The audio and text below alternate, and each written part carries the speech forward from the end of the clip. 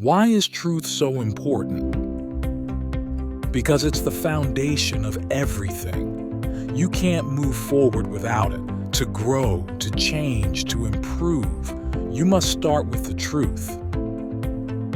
Your true self isn't found in comfort. It shows up in the hard places, the painful situations. We all want to be tough, but most people search for strength in places where they feel safe. That's not where it lives. You'll never discover real resilience in comfort. You find it when you're pushed to your edge, when you're drowning in deep water, no one is coming, and you've got to figure it out. That's where toughness lives. In that drowning moment, you have a choice: surrender or fight.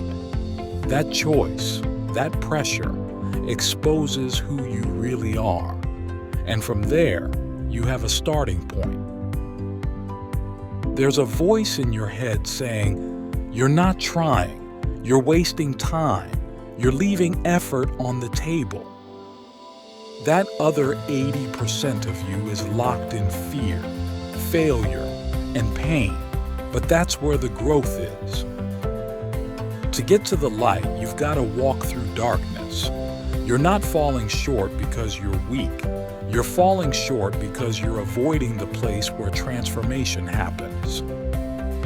When you set goals you already know you can hit, you're just playing it safe. You grow by facing the unknown, by setting goals that scare you. Fear, discomfort, uncertainty, that's where change begins. You must chase the goals that seem out of reach. That's how you become more.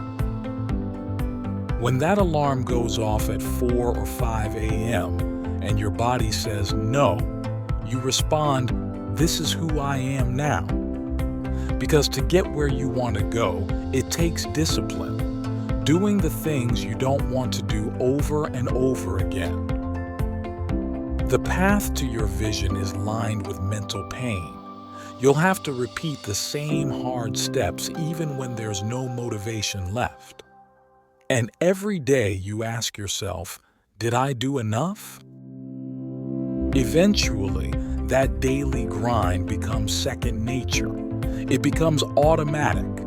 You won't want to live like this at first, but to get to the next level, this is what's required. Once you truly want it, you stop pretending. You stop trying and start doing. You begin to understand what real effort looks like. Your brain is the strongest weapon you have. When all the distractions are gone, no phone, no internet, it's just you and your thoughts. And when you're battling depression, grief, or real loss, you can't Google your way out. You're alone in that pain, and you've got to lead yourself through it. You might have a therapist, a friend, or a coach, but there are 24 hours in a day. And in many of those hours, it's just you and your mind. That voice will try to pull you into fear and excuses. If you don't learn to control your mind, it will control you. You've got to direct it. Tell it where you want to go, how you're going to get there. Without that control, you're done. When I was struggling, all I knew was effort. I couldn't read well. I couldn't focus. But I didn't let that stop me. I kept showing up. I read again. Still didn't get it. Read it again. Still nothing. So I started writing it out by hand, over and over, until finally it stuck. Eventually my mind said, "Okay, he's not giving up. Let's figure this out." And it did. That's how I trained it, through sheer repetition and refusal to quit. No excuses, no back doors. I told myself there is no way out. My mind adapted because it had no choice. That was the shift that got me through. I became the pain. I embraced the struggle, and over time, that suffering became my new normal. I remember watching a segment about Navy SEAL training. I couldn't swim. I was afraid of water, but I watched these men struggle, some quitting, some finishing. And I imagined, what if I could be the 23rd guy who made it? Not to beat anyone else, not to win some trophy, but just to finish. Because in my past, I always quit when it got hard. I just wanted to finish something. That's what I wanted to feel. Completion. Victory, not over others, but over myself. Just getting to the end would be enough. And slowly, I started to feel it. Just by showing up. Just by putting myself in the fire, I began to feel like a winner. I realized, by battling myself every day, by stacking obstacles in front of me, I was growing. I was finally changing. Instead of saying, I'm broken, I started saying, I'm still standing. And that gave me power. I had no other option. I had to fight. I had to move forward. You don't discover who you are until you face trials, adversity, setbacks.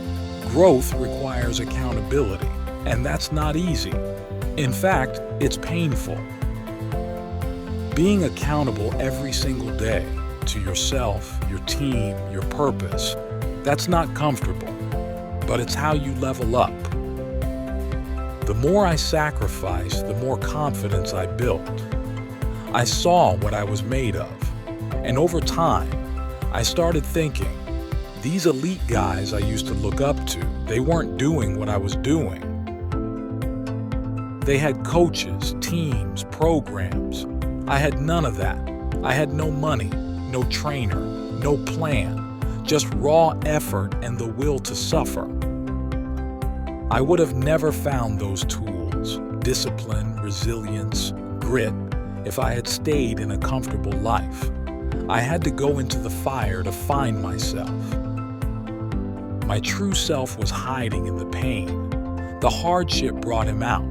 That's where I found him. People ask me, how did you do it? You already know how. You just don't want to face it. But deep down, you do know.